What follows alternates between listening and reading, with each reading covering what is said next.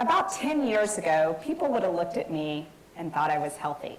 I was running half marathons, I looked fit, I was married with a baby, I was on the partnership track at one of the top law firms in the country, and I had 1 million friends.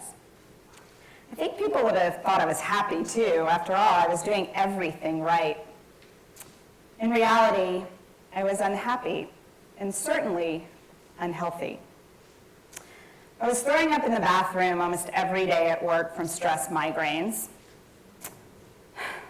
I was getting 5 sinus infections a year and taking steroids every time just so I could get back to work quicker. I was yo-yo dieting with lots of processed food. So much Diet Dr. Pepper that I had the firm put it into our soda machines. Yeah, that's right. And here I'm talking to you about health today, I promise. Irritable bowel syndrome. Yeah, that's probably TMI. Regular cases of strep throat, exhaustion, a marriage that was falling apart, belittling myself every day of the week for not being good enough or thin enough, and significant anxiety in every aspect of my life. At the end of this unhealthy cycle, I got shingles. I was 34. 34-year-olds, they don't get shingles. It's an old person disease. What happened? Today, I am happy and healthy. Or at least I'm happier and healthier, because we're all still working on it, right? And I got there in a most untraditional way. Not what they teach you in school, I promise. I planted a seed to care for myself, which led me to caring for others and creating a nonprofit, which is now turning into a national movement to create communities of health through fresh food. And on this journey, I learned to nourish myself the way I was learning and nourishing others that I was serving. And this untraditional method to achieve health and happiness, it boiled down to one simple principle: caring. Creating this virtuous cycle of caring for myself and others. So back to those shingles. Okay, let's be honest, they really scared me. And I knew I needed to make a shift, okay? So I joined a co-op, and I didn't really do it for myself. I mean, I was this mom, this wife, attorney, active in the community. I didn't have time to go down. But I knew I needed to make a change in my eating, so I did.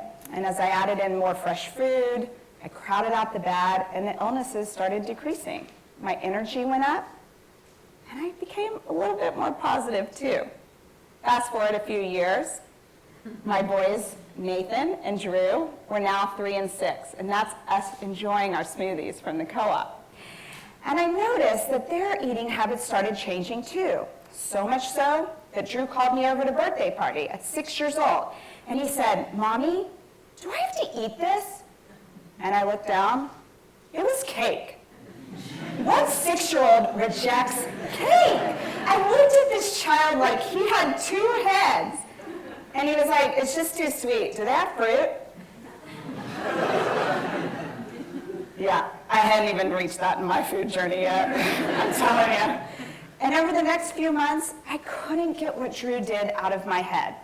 I was participating in the American Leadership Forum, which, by the way, if you're ever invited, you should join, because it might just change your life. And it was right after the Affordable Care Act passed, and our class was full of medical executives and healthcare providers, and they're all piping up so excited that this access to healthcare was going to change the trajectory of the whole system.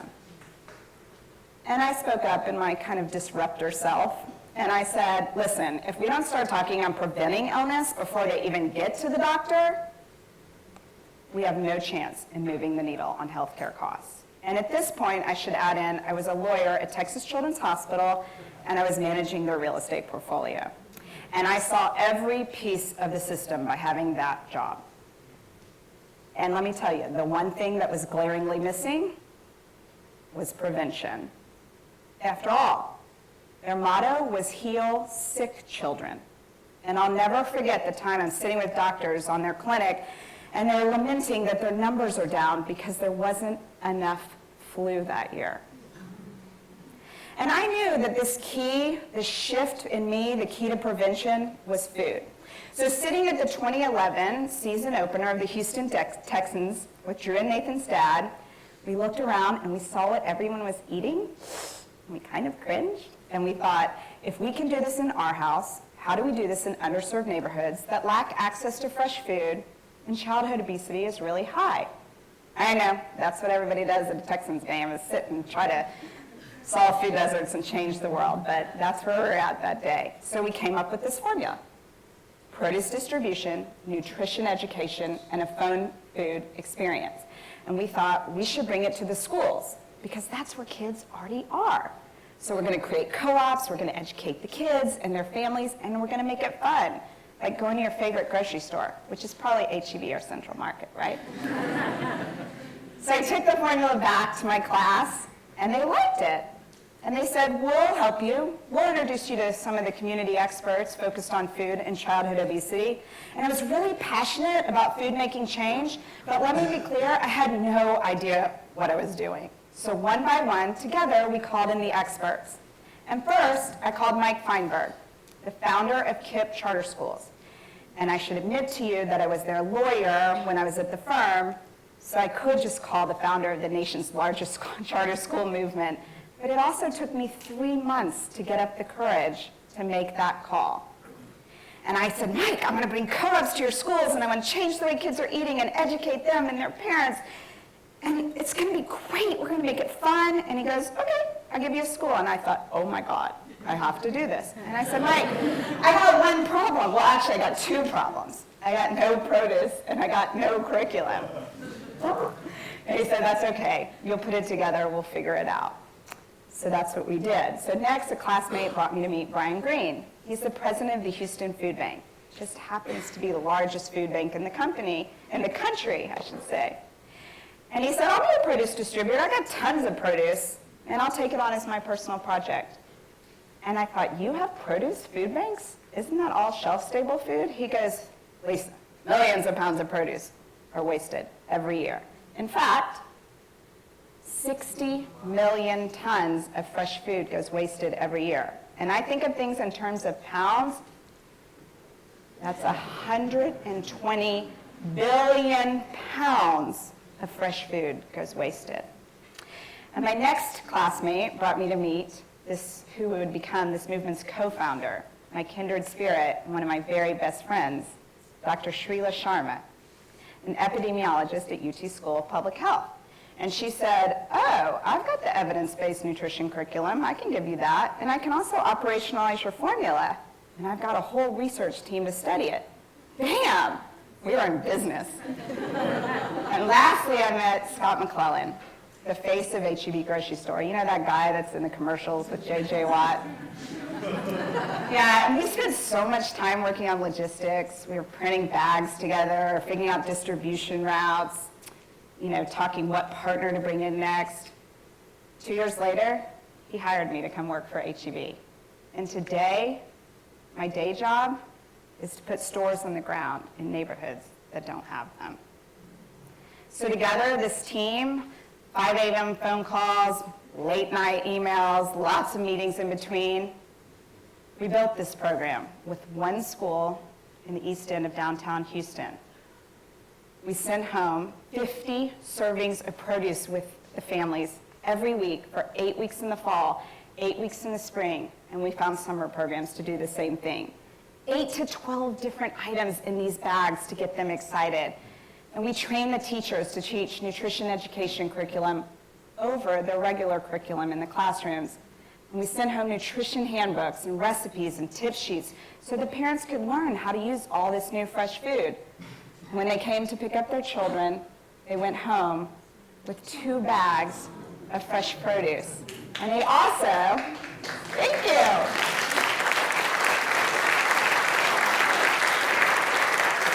He is super cute, for sure.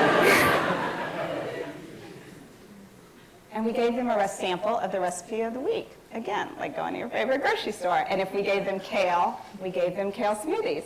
And if we gave them pomegranates, we gave them pear pomegranate salad.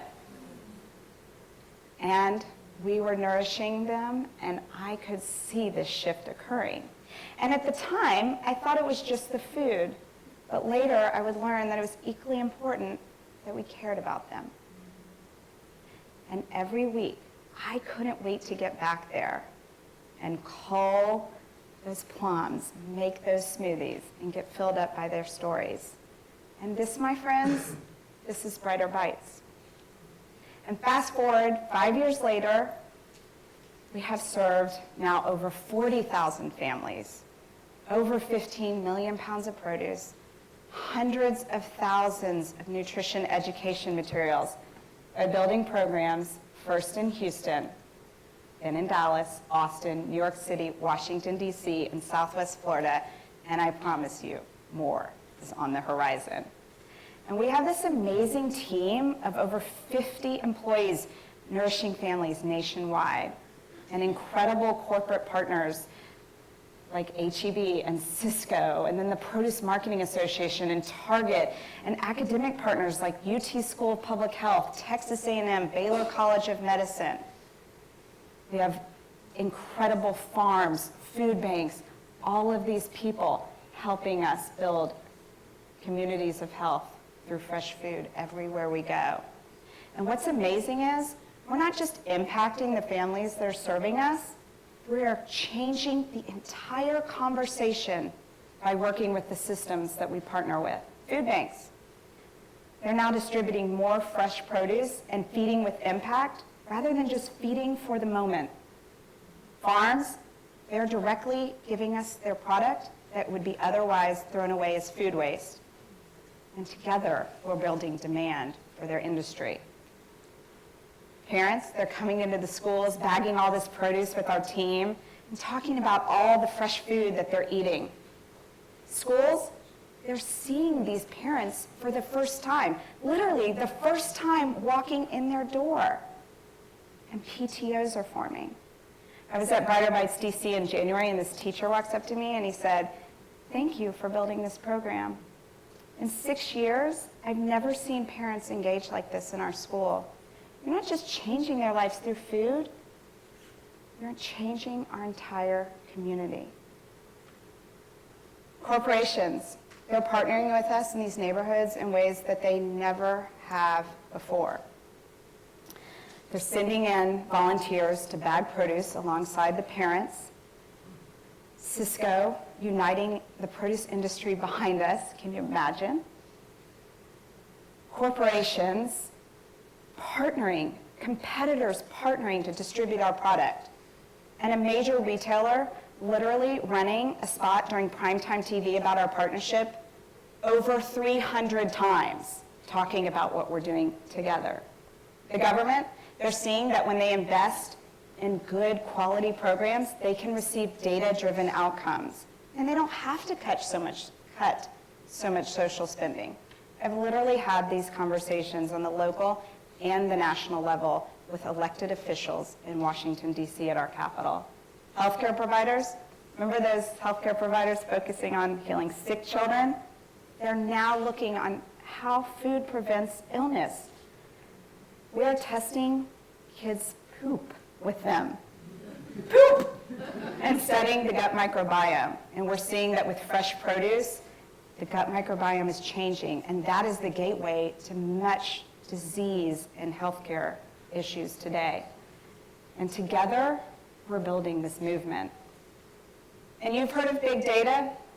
We have so much data in these typically understudied communities that pretty soon people are going to be tying into our data. But for now, we know that Brighter Bites works. 98% of the families are eating more produce during the program. Okay, we're giving it to them. That's not that exciting. But 74% are maintaining the same levels when it's over. That means they're going to the store on their own and buying it, which, by the way, that makes my day job boss really happy too. It's really amazing to me what happened, that we see so much change in these families. These same kids in Houston, Texas, that are never had an orange are chasing us for kale smoothies. It's really tremendous. And you know what's incredible is that we are making this change in not only the families, but the systems by doing one thing. We're caring. We're allowing these people and these systems to give back to us in ways that are utilizing their best skills and resources, which, as you can imagine, are very different than mine. And we are not just changing the physical health of these kids and their families, we're changing their mental health too. By having our team give them hope, by engaging with them in a dignified manner. And empowerment by giving them the tools to live healthier lives. Recently, a mom walked up to me at Emerson Elementary in Houston, Texas. It's a school where they speak 37 different languages. She came up and said, "I want to thank you for this program." And I said, "Why don't you tell me your story instead?" She said, "I'm a Cuban refugee, and I came to this country with nothing but my 2 little boys." She started crying, and she said, "When we were in Cuba, they ate fresh food. When we got here, we couldn't afford it, and so we started eating processed food, and their health started declining." We got to Emerson Elementary, and we met Brighter Bites, and they're getting healthy again. And I just am happy that I get to be the one to thank you, because so many people want to thank you. And then, of course, I started crying too. And you know, that hope and that empowerment that Brighter Bites gave to those families, it's exactly what it gave to me. When I was building Brighter Bites, I realized that I was playing for something so much bigger than myself. We were changing communities. We're starting to build a national movement. And if I wanted to lead that, I had to stay healthy too. So I started nourishing myself. I started caring for myself as a whole, mind, body, and spirit. And I started adding in yoga and taking time to pause instead of beating myself into the ground. I started nourishing myself by changing the lens that I saw the world, looking for the positives and possibility and seeing that too. I started eating for health instead of weight, which meant, by the way, no more Diet Dr. Pepper, but lots and lots of fresh produce. And you know, I never got another sinus infection. My stomach feels great. There's no more irritable bowel syndrome, by the way. And I can count on one hand the number of times in 6 years that I've gotten sick. And the same thing has happened for Drew and Nathan, too. And after nourishing myself for several years in this way, one day I woke up and I thought, oh my gosh, I've created this incredibly virtuous cycle where I cared for myself, which led me to caring for others, which led me back to caring for myself, and I was happy. Really. Like one day I woke up and I thought, this life I built, it's awesome. I mean, this is me standing in Salinas, California in the middle of a farm. By the way, that's all food waste. That farm has already been picked. That's me about to speak at Michelle Obama's summit, Partnership for Healthy America, and getting really excited. And that's me talking to legislators about the importance of fresh food and nutrition education in kids' diets. And you know what? The belittling stopped. Now I speak kindly to myself. In fact, sometimes I even call myself a badass. I mean, it's kind of badass, right? And none of that brought me happiness was taught to me as a child. It wasn't the promotions, it wasn't the money, it wasn't the status. It boiled down to one simple thing: caring, right? Just caring. We all want to be cared for, and that's the secret, hidden in plain sight. Caring. And whether caring for yourself leads you to caring for others, or caring for others leads you to find your passion and come back and care for yourself, that's the secret to achieving true success. It's just caring. When we care, I promise you, everything gets brighter. And the better we nourish, the brighter we flourish. Thank you.